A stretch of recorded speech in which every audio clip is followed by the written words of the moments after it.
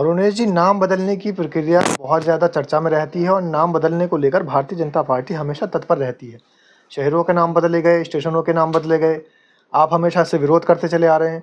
लेकिन अब नाम बदलने में बेरोजगार शब्द का भी नाम बदल गया है। बेरोजगारी हटाने के लिए अब शब्द का नाम ही बदल दिया गया है और अब उसको आकांक्षी युवा कहा जाएगा। इस पर क्या कहना है आपका?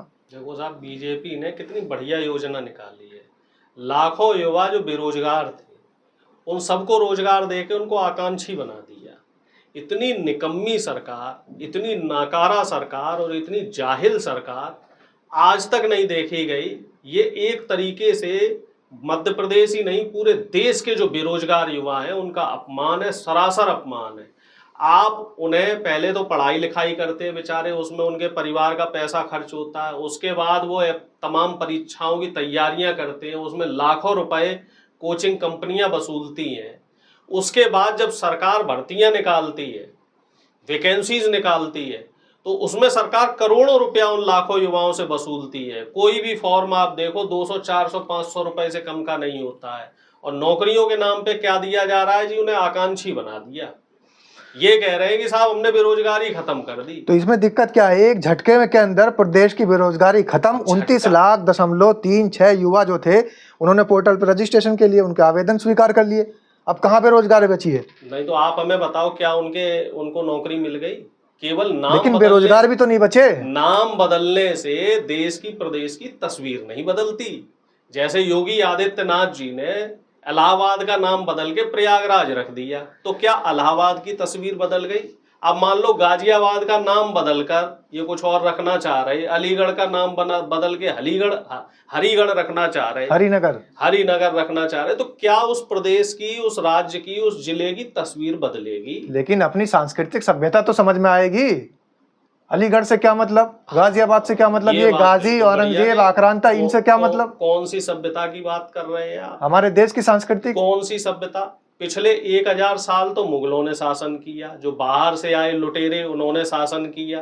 कभी इब्राहिम लोदी आया, कभी मोहम्मद गौरी आया और मुगल्स आए, ठीक है, सभ्यता वो बना के गए। फिर देश में पढ़ाई लिखाई का सिस्टम, कानून व्यवस्था, संविधान का सिस्टम, वोट डालने का सिस्टम किसने बनाया? अंग्रेजों ने बनाया। हमारे देश में पहले क्या सिस्टम था? कौन से सिस्टम की आप बात कर रहे हो साहब? फिर आप ही लोग ये कहोगे कि कांग्रेस साहब जो है नेगेटिव डायरेक्शन में जा रही है। भैया, कांग्रेसियों को तुरंत नाम बदलते ही मिर्ची लग जाती है। अगर देश से रोजगार खत्म बदलना है तो बदलिए ना। बेरोजगार खत्म हो गए, देश की तस्वीर बदलिए। एक झटके में बेरोजगार खत्म हो गए। देश की आप तस्वीर क्यों नहीं बदल रहे? आप तो कह ही नहीं सकते आपके देश में, प्रदेश में बेरोजगार है। बड़ी लाइन तो आप खींच नहीं पा रहे। चक्कर तो ये है अरुणेश जी, अब आपको कहने का मौका नहीं मिलेगा कि प्रदेश के अंदर बेरोजगार हैं। बड़ी लाइन आप नहीं खींच पा रहे, तो लाइन को मिटाने के चक्कर में लगे हुए हैं कि जब बेरोजगार नाम ही नहीं रहेगा तो आप तो कांग्रेस के प्रवक्ता हैं, अब आप क्या बोलोगे? अब भ्रष्टाचार का नाम बदल के भी शिष्टाचार कर दो। किसानों की जो भुखमरी है और जो किसान कंगाल हो रहे हैं, उस कंगाली का नाम बदल के भी माला माली कर दो। नाम बदल दो भाई, हर चीज का नाम बदल दो। ये प्रचलन बीजेपी ने बहुत बढ़िया लाया। काम भी तो शुरू हो गया है। काम कौन सा हुआ आप बताओ? 29.36 लाख अभ्यर्थी मौजूद हैं, आकांक्षी। कौन सा आकांक्षी है? हमें एक काम बता दो बीजेपी का कि भाई बीजेपी ने ये काम शुरू कर दिया। अग्निवीर शुरू नहीं किया था क्या? मोदी ने सौगातें ईद तो दे दी। ये अग्निवीर नहीं शुरू किया था क्या? ये क्या कांग्रेस की देन? आप लोग तो इसलिए खुश हो क्योंकि आप लोगों को सौगातें ईद तो आपको अग्निवीर में भी दिक्कत हो जाती है। सौगातें होली कब मिलेगी? हमें सौगातें दिवाली कब मिलेगी? प्रधानमंत्री जी से जो फ्री सिलेंडर देने की बात कर रहे थे मोदी जी, होली दिवाली पे होली निकल गई साहब, हमें तो होली की सौगात दी नहीं। और उधर योगी जी कह रहे हैं कि साहब मुसलमानों से देश को खतरा है। 50 परिवार अगर हिंदुओं के और वहां पे 10 मुसलमान रह रहे हैं तो वो सुरक्षित है। एक तरफ तो आप अरुणेश जी, एक तरफ तो आप ये कहते हो कि सब शासन बराबर होना चाहिए, सब एक होना चाहिए। अगर 32 लाख मुसलमानों को मोदी जी तोहफा दे रहे हैं, सौगातें मोदी मिल रहा है, तो आपको इससे भी दिक्कत? हम ये कह रहे हैं जी, हिंदुओं को क्यों नहीं दे रहे? जो हिंदुओं को सिलेंडर, जब हिंदुओं को देते हैं तो फिर आप कहते हो मुसलमानों को क्यों नहीं दे रहे? जब हिंदुओं के राशन जाता है, 80 करोड़ लोगों के घर राशन जाता है, तो फिर आप कहते हो मुस्लिम रह गए। उसमें सबको दिया था, देखो साहब, जो राशन दिया है वो कोई ये नहीं है कि बहुत अच्छी बात है। 23 करोड़ लोगों से बढ़ा के 80 नहीं, करोड़ अगर खाली लोगों पे हिंदुओं ले को गए। दिया जाएगा तो फिर आप लोग ये आरोप लगा तारीफ दोगे थोड़ी है कि हिंदू राष्ट्र आप बनाने ये की शुरू हो गई बताइए मुहिम, कि हिंदू फ्री राष्ट्र की ओर राशन बढ़ रहा है देश, फ्री राशन फिर दे आप रहे- कहोगे राम राज्य की तरफ बढ़ रहा है फ्री देश, राशन दे रहे हो तो इसका सनातन मतलब राष्ट्र बन जाएगा, अरे फिर आप भैया, कहोगे। अरे भैया हमारी भी बात सुन लो। फ्री नहीं, अगर राशन हिंदुओं को देना कोई देंगे तो आप तारीफ है जैसे क्या? लोग तो कहेंगे सनातन राष्ट्र बढ़ फ्री रहा राशन है, देना कोई हिंदू तारीफ राष्ट्र की ओर बात देश बढ़ रहा क्या? है। नौकरियां कहाँ दी मोदी जी ने? मोदी जी कह रहे थे साहब महंगाई कम करेंगे, मोदी जी महंगाई कम कर पाए? मोदी जी काम करें तो दिक्कत, ना करें तो दिक्कत, मोदी आपको जी तो बड़ा हर तरीके से दिक्कत है मोदी जी से। बड़ा कर्मठ व्यक्ति है। मोदी जी ने ऐसे कौन से 5 काम है वो हमें गिना दो। स्मार्ट सिटी बनाने को जा रहे थे मोदी जी, वो नहीं बना पाए। इसके बाद आप आ जाइए, मोदी जी ये कह रहे थे कि विदेशों से काला धन ले आएंगे। लाखों करोड़ों युवा लोग जो है वो इंतजार कर रहे हैं कि वो काला धन कब आएगा। डीजल पेट्रोल के दाम प्रधानमंत्री कम कर रहे थे, कम करना तो दूर है, डीजल पेट्रोल के दाम और बढ़ा दिए प्रधानमंत्री ने।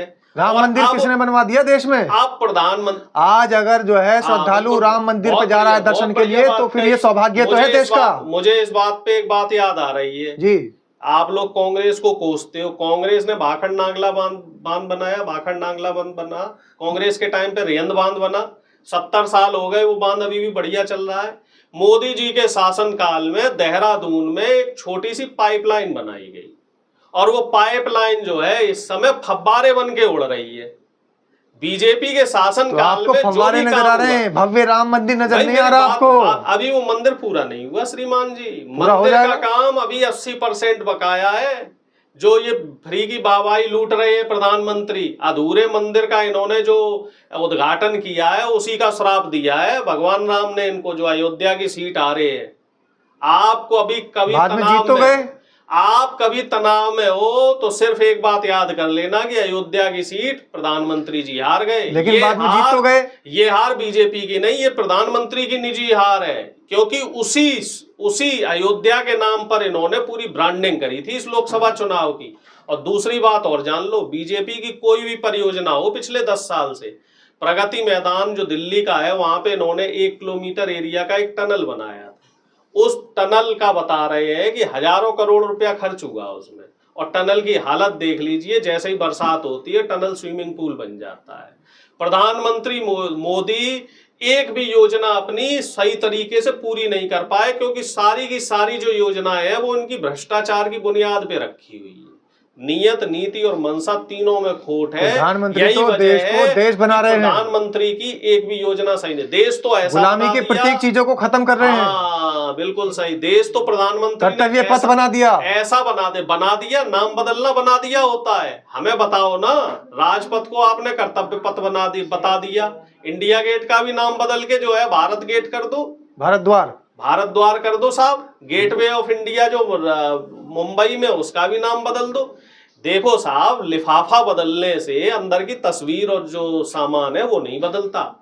जब देश की तस्वीर तब बदलेगी जब वाकई धरातल पे प्रधानमंत्री कोई काम करेंगे। एक एक परियोजना का 10-10 बार प्रधानमंत्री शिलान्यास करते हैं, 10-10 बार उसका उद्घाटन करते हैं, और दुर्भाग्य की बात है कि कोई भी परियोजना इनकी सही तरीके से पूरी नहीं हो पाती। क्यों नहीं हो पाती? क्योंकि उसके पीछे स्ट्रेटेजी कम, पीआर और मार्केटिंग ज्यादा है। उसके पीछे इनकी अच्छी नीयत, जो कहते हैं ना, नेक नियति कम है, बद नियति ज्यादा है। और कांग्रेस ने जो काम किया या जो पुरानी सरकारें रही हैं उन्होंने जो काम किया, उन्होंने जनता की सहूलियतों के लिए काम किया, जन सरोकार के लिए काम किया, और कभी भी उस काम के लिए पीआर और इस तरीके का जो विज्ञापन है वो नहीं किया। और देश का दुर्भाग्य है, पूरा देश देखेगा, पूरी दुनिया हंस रही है किस तरीके से बेरोजगार युवाओं का मजाक बीजेपी द्वारा उड़ाया जा रहा है। और बेरोजगार युवाओं का जो मजाक उड़ाकर जो उनको आकांक्षी बनाया जा रहा है, वो मध्य प्रदेश नहीं, वो पूरे देश का बेरोजगार आकांक्षी तो बनवाया। इससे पहले क्या अग्निवीर नहीं बना दिया? बताइए, आप नहीं बनाया? आप बताओ, अग्निवीर योजना का कौन सा लाभ युवा को मिल गया? सेना में अभी मैं आपको बता रहा हूं, आरटीआई से जो जानकारी मिली है, 3,20,000 से ज्यादा पद खाली है। सेना में पद इनसे नहीं भरे जा रहे हैं, उसके लिए इनके पास पैसा नहीं है। और अडानी अंबानी का कोई फायदा दिलवाना हो, उनको कहीं पट्टे देने हो जमीन के खनन के, तो उसके लिए इनके पास सारे जो रास्ते हैं वो खुल जाते हैं। लेकिन ना तो ये सेना में पद भर रहे हैं। सरकारी जो तमाम यूनिवर्सिटी है, कॉलेज हैं, उसमें हजारों पद प्रोफेसरों के खाली हैं, वो इनसे नहीं भरे जा रहे। रेलवे में 6 लाख से ज्यादा सरकारी पद खाली है, वो पद इनसे नहीं भरे जा रहे हैं। और ये देश का दुर्भाग्य है कि हमें एक ऐसा जाहिल और निकम्मा प्रधानमंत्री मिला है जो जनता के लिए कम और अपने दोस्तों के लिए ज्यादा काम। ये आपकी तमीज है अरुणेश जी? आप देश के प्रधानमंत्री को जाहिल और निकम्मा बता रहे हैं? देखो, निकम्मे को निकम्मा बोलेंगे क्योंकि हमें इस बात की आजादी हमारे देश का संविधान देता है। जब हमारे देश के मौजूदा प्रधानमंत्री पुराने जो प्रधानमंत्री हैं उनको चूड़ियां भेज सकते थे, वो भी हमारे देश के संविधान ने ताकत दी थी। ऐसे गलत मत बात समझिए। देखिए गलत क्या बात है। गलत देश है? के प्रधान सेवक है, उनका सम्मान करना चाहिए। नहीं, सम्मान है, सम्मान उनके पद का है, लेकिन वो सम्मान तभी है जब वो सम्मान लायक काम करेंगे। और प्रधानमंत्री ने सम्मान लायक कोई काम नहीं किया है। जब कोई व्यक्ति प्राइवेट लिमिटेड कंपनी चलाए, अपने पूंजीपति मित्र, प्रधानमंत्री का परिवार 200 जो अमीर पूंजीपति है उनका परिवार है, गरीबों को उन्होंने दिया क्या है सिवाय मुफलिसी के, लाचारी के और बेरोजगारी के? प्रधानमंत्री ने क्या दिया है देश को? चलिए, ये तो अभी जनता बताएगी कि आखिर उन्हें रोजगार मिला है, गरीबी दूर हुई है या नहीं हुई है, या फिर अरुणेश जी आप सही कह रहे हैं या गलत, ये फैसला छोड़ते हैं जनता के ऊपर। कमेंट के माध्यम से सब लोग अपनी राय रखें।